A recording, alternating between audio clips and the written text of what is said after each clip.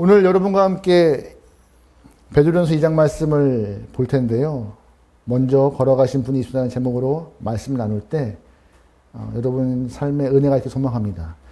사실 오늘 말씀이 제일 어려운 것 같아요. 왜? 여러분은 공감을 못할 수도 있어. 이거 정말 이렇게 해야 돼? 진짜 맞아? 그럼에도 하나님의 뜻과 하나님의 마음은, 성경은 그렇다 하는 부분이 있기 때문에 꼭 기억하시면서 내가 내 성정상, 성질상 이해가 안 된다 할지라도 여러분의 이해가 요구되는 시간은 아닙니다. 하나님의 마음과 뜻이 선포되는 시간인지라 매 순간마다 아멘으로 화답하시면서 말씀을 들으시기 소망합니다. 분명 중간에 제가 물으면 아멘 안 할 거야. 미리 제가 깔고 시작하는 거예요. 알았죠? 여러분, 성경은요, 하나님이 떠난 세상을 향하여서 부정적으로 표현합니다. 악이 가득한 세상, 패역한 세상, 멸망당한 세상, 심판받을 땅이라고 성경은 부르고 있죠.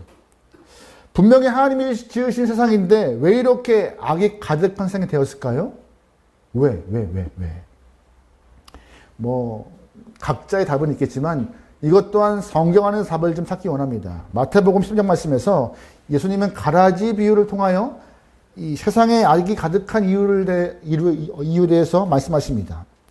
한 주인이 밭에 좋은 씨를 막 뿌려놨어요. 결실할 때가 되니 잘 살펴보니까는 좋은 열매만 있는 것이 아니라 가라지가 함께 나 있습니다. 종들은 주인에게 저 밭에 가서 가라지를 뽑아낼까요? 라고 하자 주인은 하지 마라. 가라지 뽑다가 혹이나 좋은 거 같이 뽑을까 염려가스럽다. 뽑지 마라. 그럼 어떻게 둘까요? 주인은 이렇게 말합니다. 나중에 추수할 때가 되면은 가라지는 뽑아서 불에 태워질 것이고 곡식은 잘 모아서 곡간에 들어갈 것이다 라는 말로 마무리 짓고 있어요. 하시면서 하는 말씀이 이거죠. 여기에 가라지가 있는 이유는 악한 존재가, 원수가 여기에 이렇게 했다라고, 가라지를 심겨 놓았다라고 말씀을 짓습니다. 악한 영혼이, 원수가 누구예요? 가라지에서 말하고 있는 원수가 누구예요? 악한 사단 마귀를 말하고 있는 것이죠. 이 얘기는 딱 한마디를 하고 싶었던 것이에요. 하나님은 세상의 악한 존재를 안다 모른다? 아신다. 하지만 마지막 때 분명한 심판이 있다라고. 우리는 그래서 신앙으로 전제를 갖고 살아가야 합니다. 어떤 것이냐? 악이 아무리 득세해도 세상의 주인은, 모든 것을 주관하시는 하나님은 계시다. 아시는 분이 계시는지라. 하나님은 계시고, 하나님이 계시기 때문에 세상이 어떠하든 신앙에는 선한 모습을 가져야 할 것이며, 그 선한 모습 때문에 고난이 있다 할지라도 때가 될 때까지 모아야 한다. 인내하며 견뎌야 한다. 이것이 신앙인의 대전제입니다. 이걸 흔들리면 안 돼요. 하나님은 보고 계시고 다 아시고 보고 계시기 때문에 우리의 삶은 선하게 흘러가야 될 것이며, 선한 모습이라 할지라도 고난이 있다 하니 고난 가운데 우리의 신앙은 흔들리지 않고 끝까지 인내함으로 가야 한다. 이게 신앙의 대전제입니다. 꼭 기억하세요. 이거 잊지 않으시면 됩니다. 그러면 질문 드려볼게요. 여러분 혹시 고난받을 때, 삶에서 고난받을 때 어떻게 반응하세요? 대전제를 갖고 살아가는 우리가 억울하게 조금 일을 당할 때 어떻게 대처하세요? 괜찮아. 다음에 또 괜찮아. 넘어가세요? 베트남 전쟁 당시에 베트남에 주둔해 있던 한 미군 부대에 성격 좋은 하우스보이가 있었다고 합니다.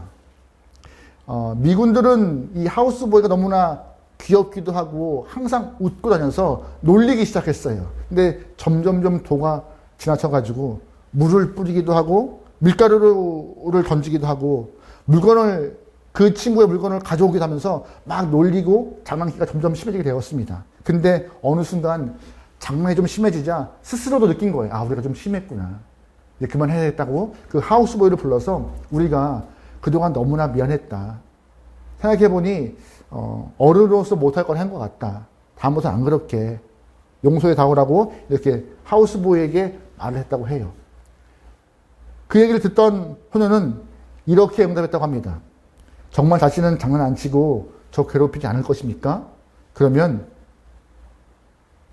저도 이제부터 아저씨의 스프에 침을 뱉지 않겠습니다. 라고 하면서 응답을 했대요. 이게 뭐예요? 우리 마음인 것 같아요. 어떻게든 되갚아주고 싶은 마음, 어떻게든 복수하고 싶은 마음, 고난받을 때, 억울한 일 당할 때, 부당한 일 당할 때 가만히 있지 않고 어떻게든 내 마음을 표현하고 싶은 그 모습이 이 예화에 들어가지 않은가. 그런데 본문에서 베드로는 조금 힘든 말을 합니다. 부당하게 그리고 억울하게 고난당하고 있던 1세기 그리스도인 종들에게 두려워함으로 주인에게 순종하래요.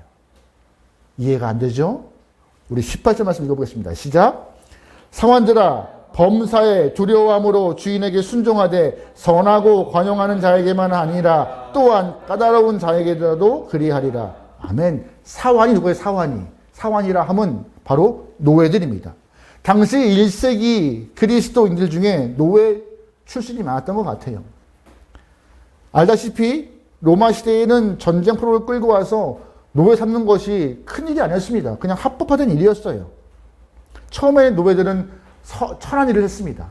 하지만 조금씩 천한 노예들이 그냥 막일을 하다가 한 집안에 조금씩 중책을 맡게 돼요.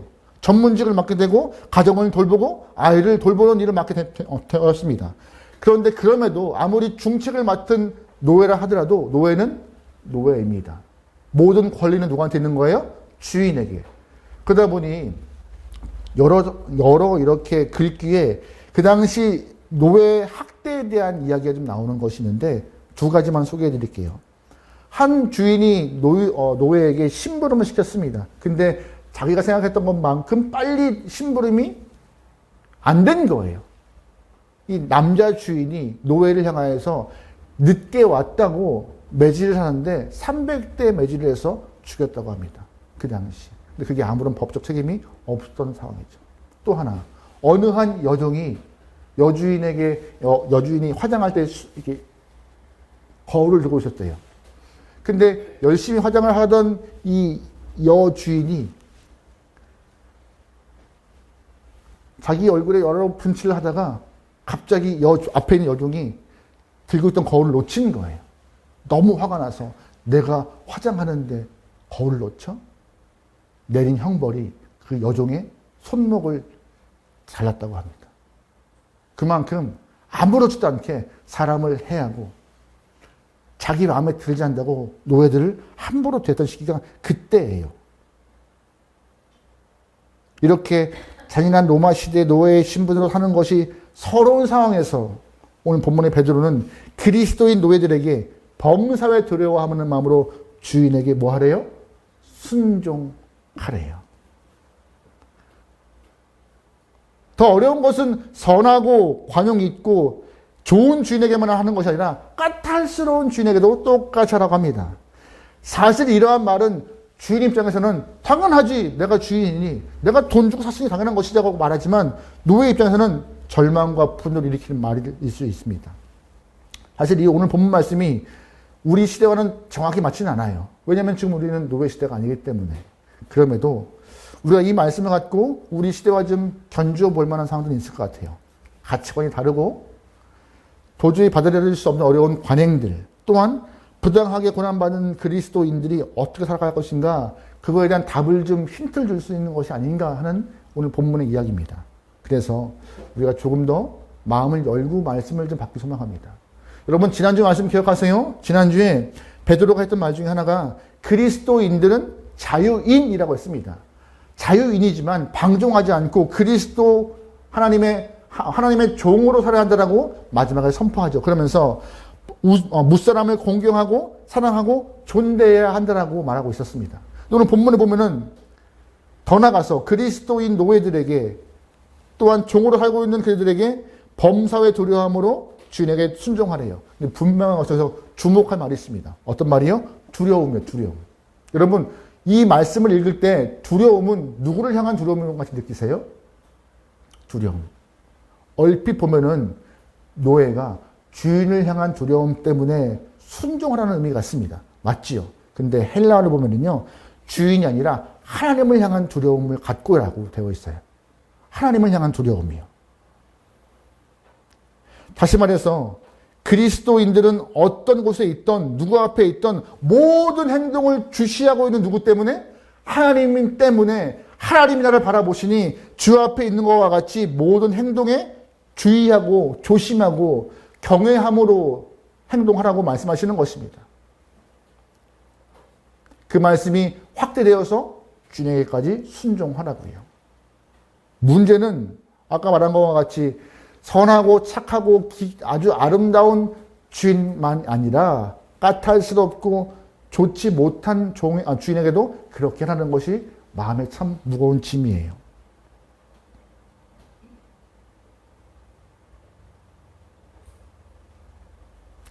여러분, 근데 성경을 보면은요, 까탈스러운 상전을 잘 모셔서 하나님이 인정한 영혼이 있어요. 누군지 아세요? 이 부분이 우리는 본문을 읽을 때마다 저 어떻게 까탈스러운 주인에게 헌신을 하고 봉사하고 순종을 해. 말이 돼? 라고 하지만 성경 안에서 까탈스러운 상전을 잘 모셨던 사람이 있습니다. 누굴까요? 다윗이요. 다윗이요. 다윗은 사울이라는 왕을 모셨던 신하였습니다. 근데 사울은 다윗을 죽이려고 그 앞에서 창을 몇 번 던진 영혼이에요.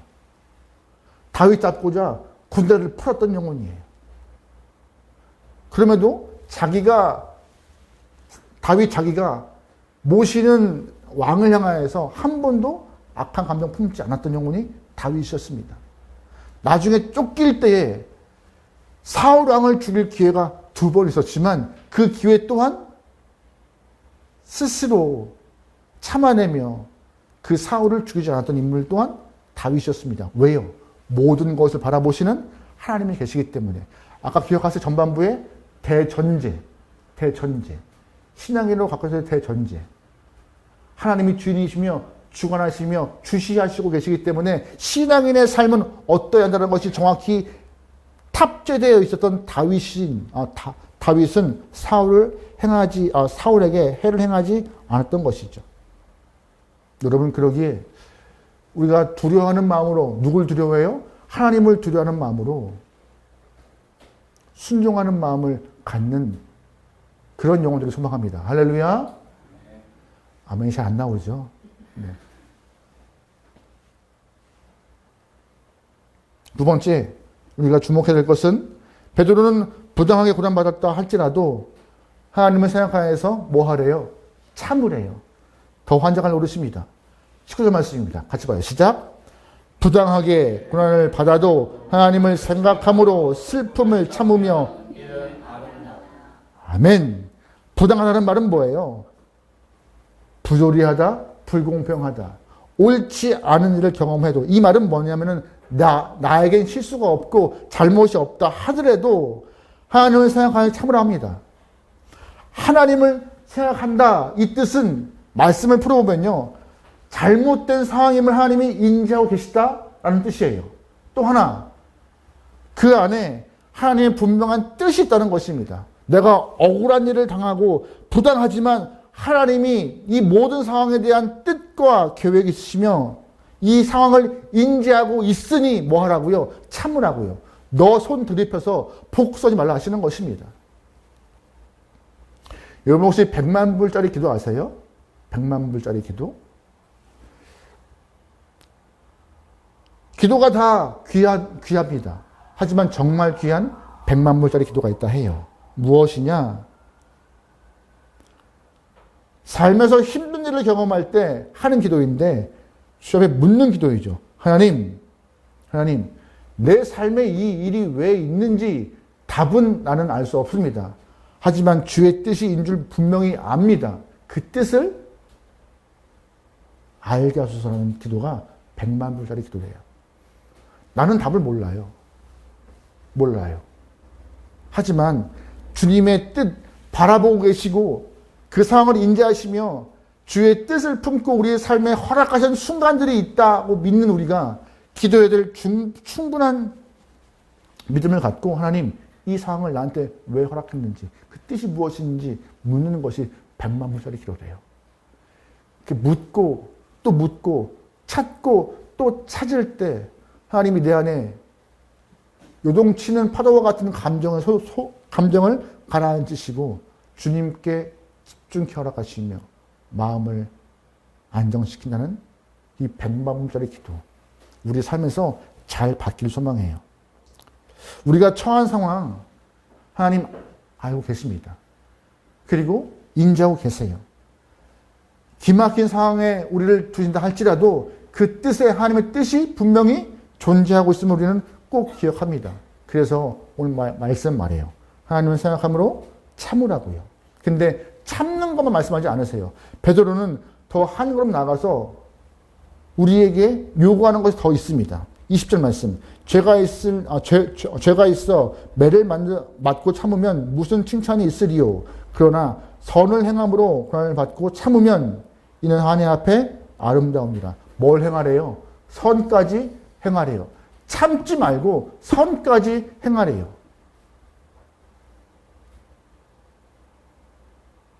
여러분, 죄가 있어 벌받는 것은 당연한 것입니다. 그런데 선을 행하고도 고난받으면 당연한 거예요?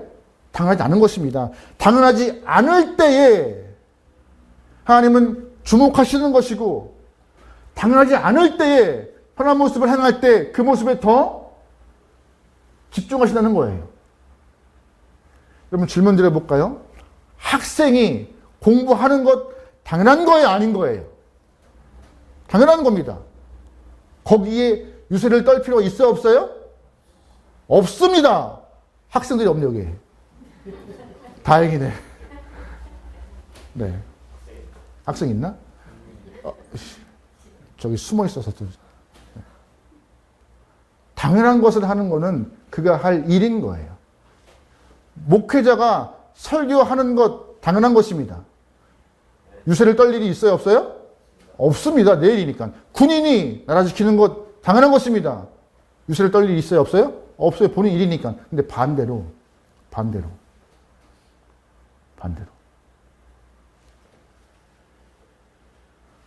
학생임에도 공부를 넘어선 다른 일을 통하여서 선한 모습을 보였다면 칭찬받아 마땅한 일이잖아요. 군인이고 목사지만 자기의 일을 하는 건 당연한 거지만 그 일을 넘어서 다른 선한 일을 했다면 하나님은 그 일을 통하여 기뻐하시는 것은 당연한 것입니다. 신앙인으로서 선을 행하다가 고난받는 것 참 기분 나쁘지만 그 일은 하나님 보시기에 칭찬받을 만한 귀한 일이래요. 주목하실 만한 일이래요. 여러분, 그러기에 참는 것을 넘어서 신앙인이 매 순간 주님을 생각하며 참는 것은 당연한 것이지만 그걸 넘어서 선한 모습으로 주 앞에 영광을 올리는 그 모습을 통하여 하나님의 마음을 기쁘게 할 수 있는 저와 여러분의 삶이 되면 좋겠습니다. 당연한 것을 넘어설 때 하나님은 우리의 모습을 기억하시는 것이에요. 여러분, 성경 보면은 당연한 것을 넘어섰던 영혼이 있습니다. 누군지 아세요? 요셉이요. 요셉은 형들에게 미움받고 애굽으로 팔려간 영혼이에요. 얼마나 힘들고 고통스러웠을까? 이 안에 배신감이 얼마나 사무치고 원망이 있었을까? 근데 그는 주어진 상황 그래서 받아들입니다. 그리고 애굽의 보디발의 집에 노예로 들어갔을 때 막 살지 않아요. 가정 총무로 최선을 다했습니다. 근데 그 와중에 보디발의 아내가 유혹을 하고 그와 함께 못된 일을 하고 싶어서 그를 꾀입니다. 근데 요셉이 넘어가요? 안 넘어가죠. 결국 요셉은 누명을 쓰고 감옥에 갇힙니다. 어떻게 요셉의 인생에서 이렇게 억울한 일만 반복하는지. 근데 그의 삶이, 그 인생이 억울함으로 끝났습니까? 억울함으로 안 끝나요. 매 순간 원망의 마음 품지 않고 당연한 것을 넘어서 하나님의 마음을 기쁘게 하는 일을 행하자 하나님은 그 인생을 억울한 인생으로 놔두지 않으시고 들어서 세우시는 모습이 나옵니다. 여러분, 그러기에 신앙인으로서 참는 것은 당연하대요. 하지만 그걸 넘어서 뭐 하는 것까지, 선을 행하는 것까지 모습을 보여야 하나님은 우리가 참는 것도 어려운데 참는 걸 넘어서 선까지 행하라 하십니다. 여러분, 신앙인의 품격과 품위가 여기에서 등장하는 거예요. 여기에서. 우리 품격 있는 신앙인으로서 잘 참고 선한 모습을 드러내서 하나님을 기쁘게 합시다. 할렐루야. 감사합니다. 아멘 하시네요. 그래도. 또한 베드로는 오늘 본문과에 더 놀라운 말씀을 합니다. 우리 21절 다 같이 읽어볼게요. 시작. 이를 위하여 너희가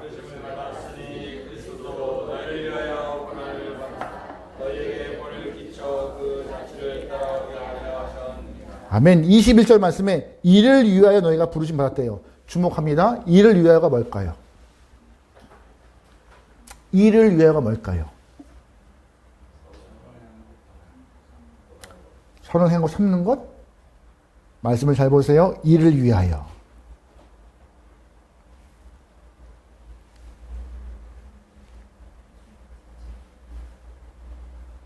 (20절) 말씀에 선을 행함으로 뭘 받고, 이게 이를 위하여입니다. 이를 위하여. 죄송한 표현입니다. 선을 행하지만 고난 받는 것, 그걸 위하여서 우리가 세워졌대요. 어휴. 그리스도인들은요, 이 악한 땅에서 선을 행하는 모습으로 부름 받은 영혼들이랍니다. 쉬워요? 안 쉬워요? 쉽지 않은 거래요. 세상은 어두기 때문에 주님 말씀하십니다. 너희는 빛이 되라고요. 세상은 맛이 없기 때문에 맛을 내라고 우리에게 소금을 합니다. 소금은 녹아야 돼요. 녹아야 하고 스스로 빛을 내야 되는데 쉽지 않기 때문에 그 일을 통하여서 우리를 부르셨다고 본문 말하고 있는 것이에요.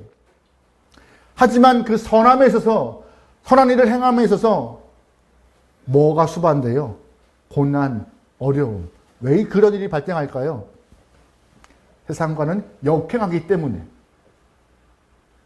같은 모습으로 세상에 흘러가지 않기 때문에. 왜?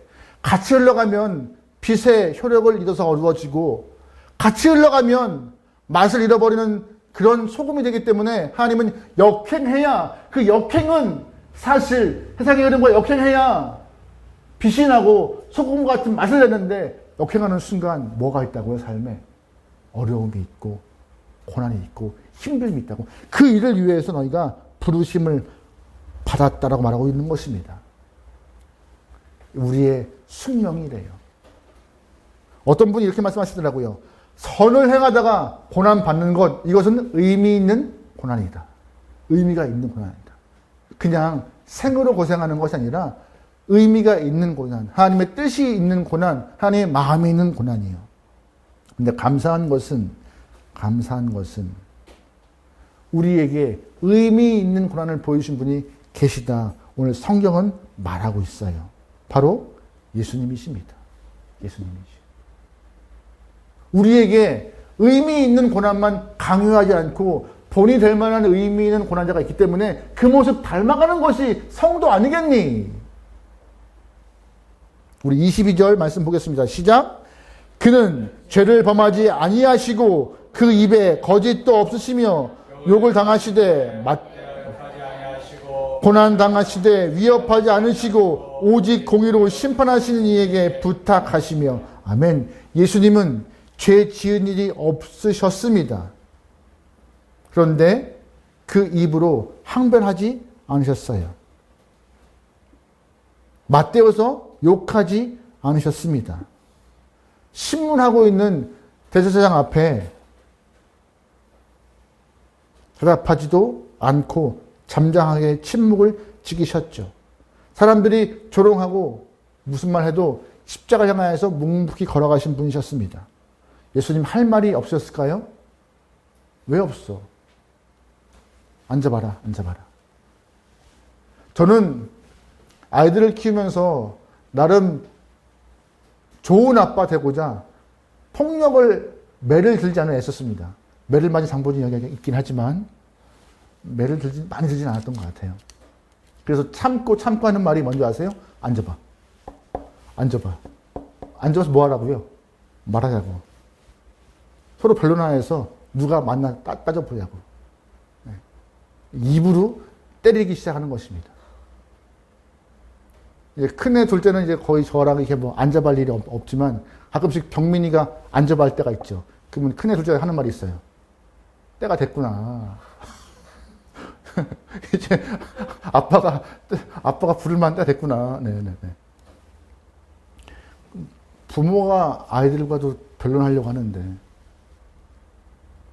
예수님은 상대방을 향하여서 억울한 일 당하심에 변론할 일이 없으셨겠습니까? 너 앉아봐. 내가 뭐 잘못했니? 내가 뭐 따져보자 한번. 이렇게 하실 만한 충분한 상황인데 그렇게 했다 안 했다? 안 했다는 것입니다. 피하려고 하지 않으셨고 도망가지 않으셨고 묵묵히 그 길을 걸어가신 예수님 참으시면서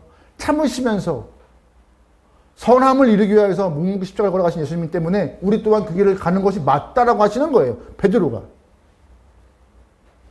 그러면 왜 묵묵히 걸어가세요? 왜 묵묵히 십자가에 걸어가세요? 그것이 하나님의 뜻인지라 순종하는 마음으로 가신 것입니다.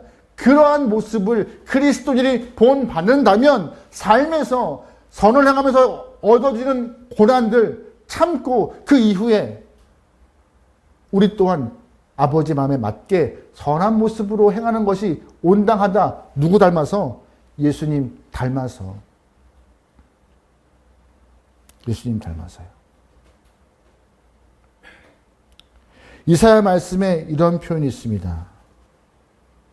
53장 7절 말씀인데 그가 곤욕을 당하여 괴로울 때에도 그의 입을 뭐 하지 않았대요? 열지 아니하였대요. 마치 도수장에 끌려가는 어린 양과 털 깎는 자 앞에서 잠잠한 양같이 그의 입을 열지 아니하였도다. 묵묵히 하나님의 허락하신 그 길을 걸어가셨던 예수님의 모습. 참고 참으시며 사명을 완수하신 그 하나님의 모습, 예수의 모습을 기억하는 그리스도인이라 하면은 우리 또한 삶 가운데 어떻게 사는 것이 온당한 모습인가 한번 되물을 때가 지금 우리 시대인 것 같습니다. 오늘 본문 24절 말씀에 이런 표현이 있습니다. 같이 볼게요. 시작. 친히 나무에 달려 그 몸으로 우리의 죄를 담당하셨으니 이는 우리로 죄에 대하여 죽고 의에 대하여 살게 하려 하심이라. 그가 채찍의 마음으로 너희는 그의 피 흘리심으로 나음을 얻고 그의 희생으로 우리의 생명을 얻으신 것입니다. 이것이 뭐예요? 의미 있는 고난이라고요. 하나님은 성도들에게도 똑같이 의미 있는 고난 경험하라고 말씀하시는 것입니다. 오늘 본문에 있는 이야기 참 어려운 이야기예요. 삶 가운데 참 쉽지 않은 이야기예요. 하지만 쉽지 않은 것을 뛰어넘는 것이 우리의 사명이라면 사실 뭐 좀 부끄러운 얘기지만 저 친구들과 모임이 좀 있어요. 한 달에 지금 2달에 한 번씩 모이는데 우리 성민이 보민이가 어렸을 때부터 쭉 같이 모였던 친구들의 이야기죠. 근데 그 친구들 중에 한 친구가 성민이 보민한테 가르쳐준 이야기가 있습니다. 친구와 싸울 때 뭐부터 하라고 했어요? 기억하세요, 성민군은? 안경을 쓰고 있으면 안경을 벗겨서 때려야 된다? 이거부터 가르쳤어요. 삼촌이라는 사람들이 어린 조카에게 안경 찍는 사람 때리면 안 돼? 이렇게 우리 아이들은 그런 줄 알고 딱 배우면서 컸던 것 같아요. 그러면 어떻게 얘기해요?